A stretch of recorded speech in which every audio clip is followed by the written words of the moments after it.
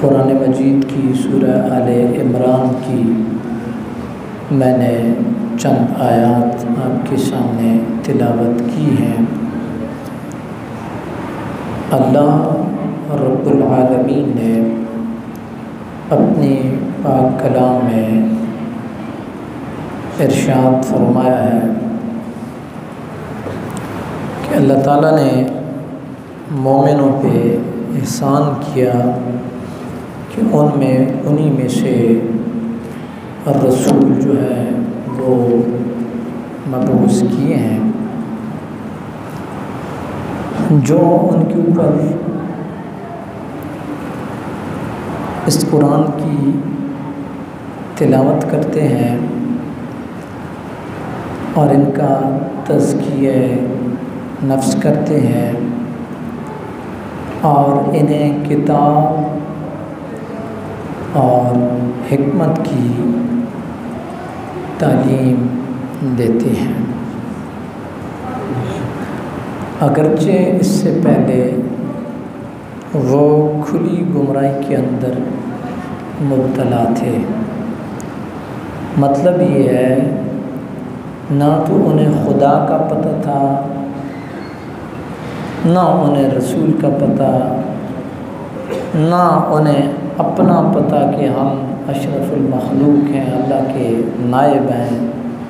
نہ ان کو پاکی پلیتی کا پتہ، حسد، بغض، کینے، لڑائیاں، جھگڑے، یہ معاملات ان میں سارے تھے۔ تو اللہ تعالیٰ نے مہربانی کی کہ ان کی ہدایت کے لیے اللہ تعالیٰ نے اپنے نبی کو اور رسول کو بھیجا ہے۔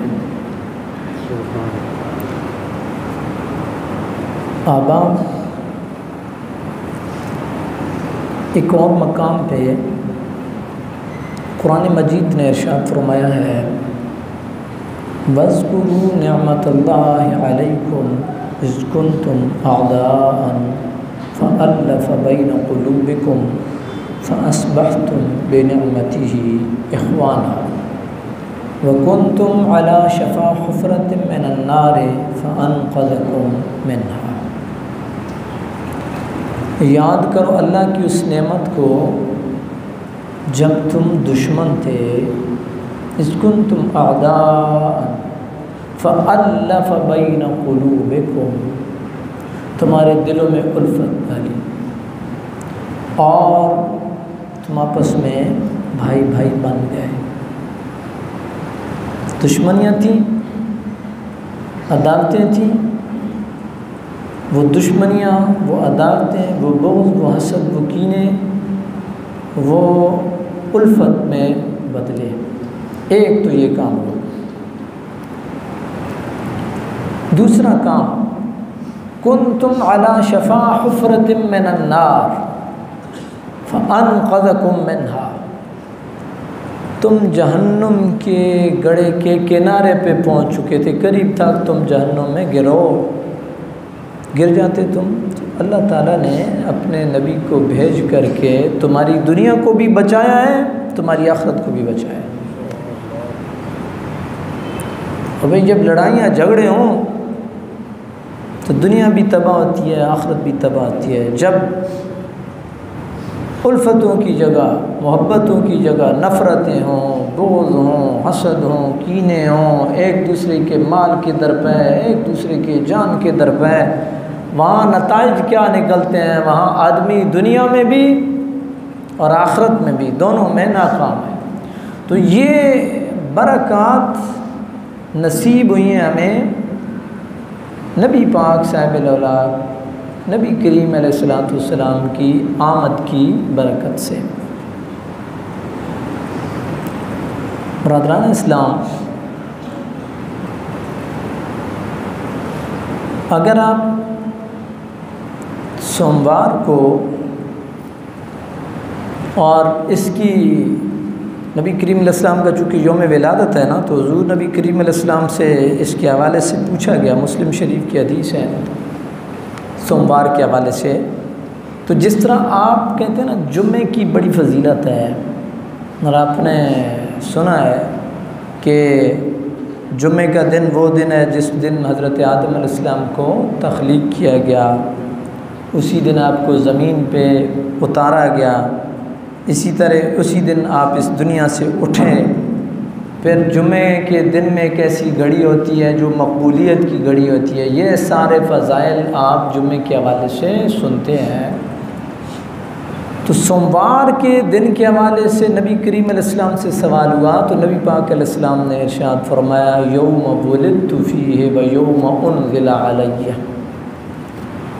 یہ سوموار کا دن جس میں میں روزہ رکھتا ہوں یہ وہ بابرکت دن ہے جس دن میری ولادت ہوئی ہے، اور یہی دن وہ دن ہے جس دن اللہ نے میرے اوپر وحی نازل کی ہے۔ اور حافظ ابن کثیر، تفسیر ابن کثیر والے، وہ سوموار کے حوالے سے لکھتے ہیں کہ سوموار کے حوالے سے اور بھی بہت ساری چیزیں سوموار کے ساتھ جڑی ہوئی ہیں۔ ان میں ایک یہ ہے کہ نبی کریم علیہ السلام نے ہجرت بھی سوموار کو کی اور مدینہ طیبہ میں آپ پہنچے بھی سوموار کو۔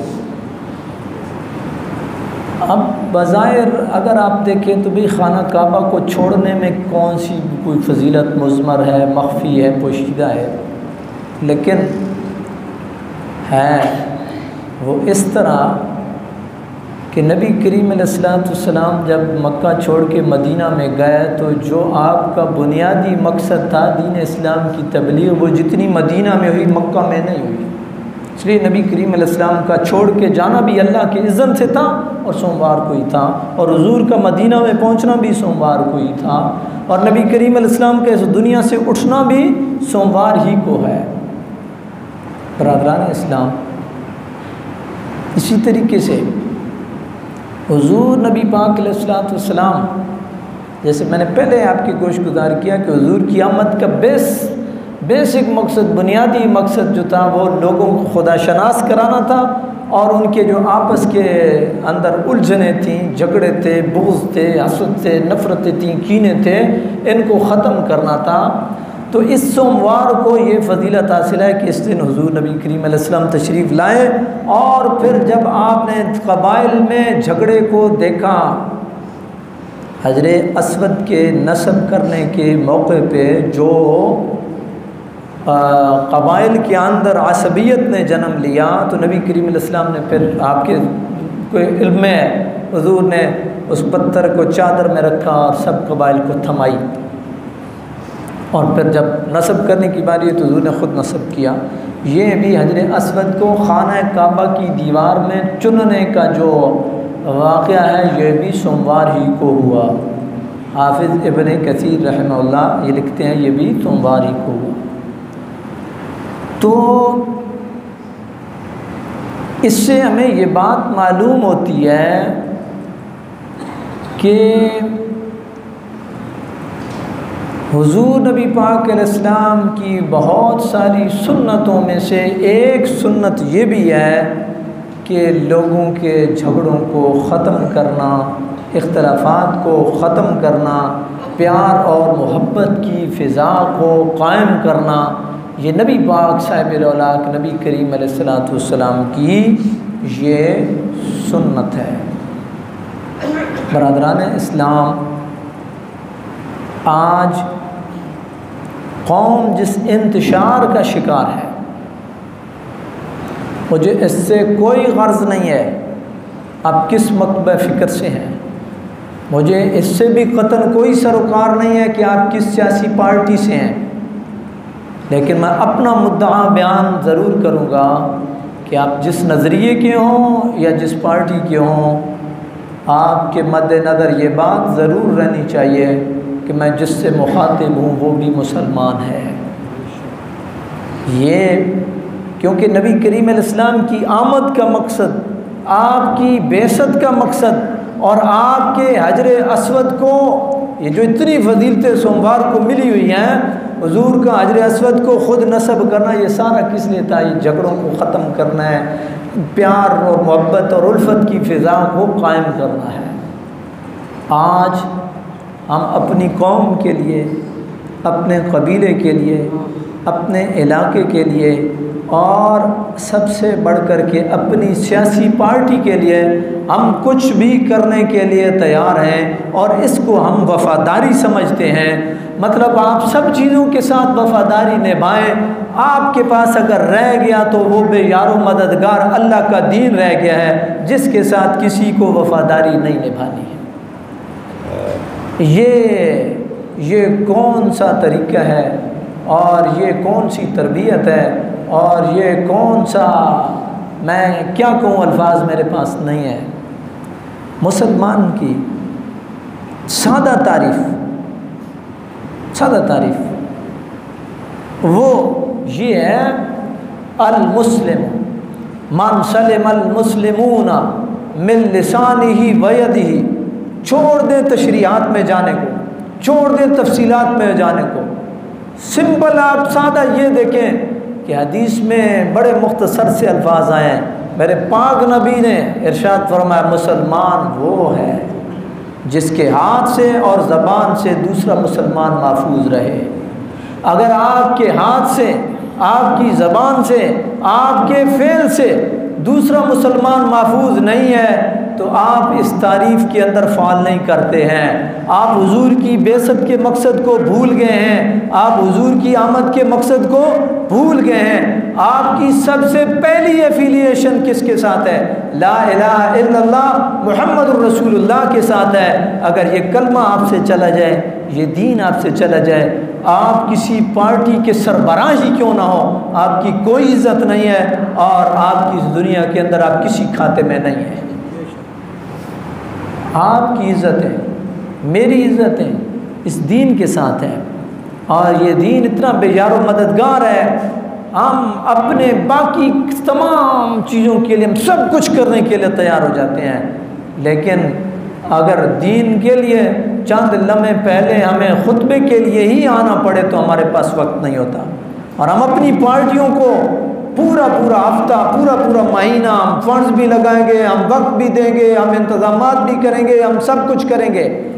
لیکن دین کے لیے ہمارے پاس نہ وقت ہے، نہ دین کے لیے ہمارے پاس پیسہ ہے، نہ دین کے لیے ہمیں سوچنے کا کوئی وہ ہے۔ برادران اسلام، حضور نبی پاک علیہ السلام کی بعثت کا مقصد کیا تھا؟ اذ کنتم اعداء فالف بین قلوبکم، تم دشمن تھے، حضور کی آمد سے تمہارے دلوں میں الفتیں پیدا ہوں، محبتیں پیدا ہوں، تم تباہی کے کنارے پہ پہنچ چکے تھے، اس تباہی سے تمہیں کس نے بچایا؟ حضور کے آنے کی وجہ سے اور حضور کی تعلیمات کی وجہ سے آپ بچے۔ اور یہ بھی یاد رکھیں کہ آپ میں بہت سارے ایسے لوگ ہوں گے جو خاندان کے اندر، اپنی برادری کے اندر معزز سمجھے جاتے ہیں، اور وہ جو معزز سمجھے جاتے ہیں اگر وہ کہیں پہ بھی جاتے ہیں صلح کے لیے تو یہ تعلیم مصطفیٰ صلی اللہ علیہ وسلم ہے، اور یہ سنت مصطفیٰ صلی اللہ علیہ وسلم ہے، اور یہ تعلیم قرآن ہے۔ اور اگر اس کے اوپر آپ کو کہیں کوئی جلی کٹی سنی بھی پڑ جاتی ہیں، بعض دفعہ ہوتا ہے آپ کہیں صلح کرانے کے لیے گئے تو آپ کو کوئی بات اگر سننی پڑ بھی گئی ہے تو اس کو پی جائیں، صبر کریں، ضبط کریں، اللہ رب العالمین آپ کو اجر سے اور صلے سے نوازے گا، کیونکہ سورہ یوسف میں ہے قد من اللہ علینا، اللہ نے ہمارے اوپر احسان کیا ہے۔ آپ بھائیوں کے ساتھ بات کر رہے ہیں نا تو آپ کہہ رہے ہیں قد من اللہ علینا، اللہ نے ہمارے اوپر احسان کیا ہے۔ پھر آپ نے یہ قرآن نے اس کو حصہ بنایا، آپ نے کہا انہ من یتق ویصبر فان اللہ لا یضیع اجر المحسنین، جو اللہ سے ڈرتا ہے، تقوی اختیار کرتا ہے، صبر کا دامن نہیں چھوڑتا، اللہ ایسے نیکوکاروں کے اجر کو ضائع نہیں کرتا ہے۔ تو اگر آپ کہیں پہ گئے ہیں اور آپ یہ سنت ادا کرنے کے لیے، صلح کرانے کے لیے گئے ہیں، اور آپ کو کہیں سے کوئی سنی بھی پڑ گئی ہیں تو آپ اللہ رب العالمین کی ذات کی خاطر آپ صبر کر جائیں، تو یقیناً اجر اور صلہ آپ کا مقدر ہوگا۔ برادران اسلام، آخری بات اصلاحی حوالے سے، چونکہ میرا زیادہ فوکس یہی ہوتا ہے معاشرے میں، حضرت شیمہ نبی پاک صاحب الولاق نبی کریم علیہ السلام کی رضائی بین بنتی ہے۔ وہ انہوں نے نبی کریم علیہ السلام کے لیے اشعار میں دعا کہی ہے۔ اس کا مفہوم میں آپ کی گوش گزار کر دیتا ہوں۔ اس کا مصرع ہے یا رب ابغ لنا محمدا، 3-4 اشعار۔ اے میرے رب، محمد صلی اللہ علیہ وسلم کو باقی رکھنا اور ان کو قڑیل جوان بنانا اور ان کو سید و سردار بنانا اور ان کو دشمنوں کی دشمنی سے اور حاسدوں کے حسد سے محفوظ رکھنا اور ان کو وہ عزتیں دینا جو عزتیں دائمی ہوں۔ یہ ان الفاظ کا ترجمہ ہے جو حضرت شیمہ نے حضور نبی پاک علیہ السلام کے لیے اشعار کی صورت میں کہے۔ تو اس لیے یہاں جہاں حضور کے حوالے سے آپ کو چیزیں معلوم ہوتی ہیں، وہاں ایک بہن کے جذبات، ایک بہن اس کے بھائیوں کے لیے کیا جذبات ہوتے ہیں وہ بھی آپ کو معلوم ہوتا ہے۔ آپ کے جھگڑے ہوں گے، آپ کے مسائل ہوں گے، اور جھگڑے زیادہ بہن اور بھائیوں میں 2 ہی باتوں پہ ہوتے ہیں، یا تو زمین پہ ہوتے ہیں یا رشتوں پہ ہوتے ہیں۔ اگر آپ ان چیزوں کو پی جائیں اور جو بھی معاملہ ہو گیا ہے آپ اس کو یہ تقدیر الہی سمجھ کر کے آپ نظر انداز کر دیں تو کبھی بھی بہنیں بھائیوں کے لیے برا نہیں سوچتی ہیں۔ وہ بہنیں، ان کے یہی جذبات ہوتے ہیں جو ایک رضائی بہن کی محمد الرسول اللہ صلی اللہ علیہ وسلم کے لیے ہے۔ اس لیے برادران اسلام، یہ بھی حضرت شیمہ کی سنت ہے، بھائیوں کے لیے نیک جذبات۔ اور پھر نبی کریم علیہ السلام بھی بڑی عزت کرتے تھے، اپنی رضائی والدائیں جو ہیں ان کی بھی بڑی عزت کرتے تھے اور اپنی رضائی بہن جو ہے ان کی بھی بڑی عزت کرتے تھے۔ ایک پیغام پہ نبی کریم علیہ السلام نے کہا سب کو چھوڑ دو، میری بہن نے پیغام بھیجا ہے۔ ایک جنگ کے موقع پہ نا کچھ لوگ جو ہیں وہ قیدی بن گئے، تو نبی کریم علیہ السلام قبیلے والے گئے، تو ان کو پتہ چلا کہ یہ حضور کی رضائی بہن ہے، تو انہوں نے سفارش کی، تو نبی کریم علیہ السلام کو جب پیغام بھیجا گیا تو حضور نے کہا چھوڑ دو ان کو۔ برادران اسلام، یہ وہ جذبات ہیں کہ جو ایک بہن کے بھائی کے لیے ہیں۔ اس لیے چیزوں کو نظر انداز کرنا، اب وہ آیت میرے ذہن میں نہیں آ رہی ہے حضرت یوسف علیہ السلام، لیکن اس کا مفہوم میرے ذہن میں ہے بالکل، اور میں جب اس کو پڑھتا ہوں تو یقین کیجئے کہ مزہ آ جاتا ہے۔ اس میں یہ ہے کہ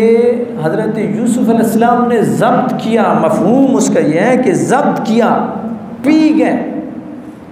بھائیوں نے بہت کچھ کیا نا حضرت یوسف علیہ السلام کے ساتھ، لیکن رب اسباب جب بناتا ہے، انہی بھائیوں میں سے ایک بھائی بولا لا تقتلوا، یار نہیں ان کو جان سے نہیں مارنا، اللہ اسباب بناتا ہے تو پھر اسی طرح بناتا ہے۔ تو اس لیے آپ وہ جو ایک اختلافات کی فضا چل رہی ہے اس کو ختم کریں، انہی لوگوں کو رب آپ کی طرف مائل کر دے گا، انہی لوگوں کو رب آپ کی طرف مائل کر دے گا۔ برادران اسلام، یہ سنت مصطفیٰ ہے، یہ تعلیم مصطفیٰ ہے، یہ تعلیم قرآن ہے۔ دلوں میں الفتیں، محبتیں، چاہے وہ خاندان ہو یا گلی اور محلہ ہو یا آپ کی کوئی بھی کمیونٹی ہے جس میں آپ رہ رہے ہیں، یہ آپ کا بنیاد ہے، آپ کی بنیاد ہے۔ اللہ رب العالمین کی بارگاہ میں یہ دعا ہے، اللہ تعالیٰ کی ذات ہم سب کا حامی و ناصر ہو، عمل صالح کی توفیق نصیب فرمائے، آمین۔ وآخر دعوانا ان الحمد للہ۔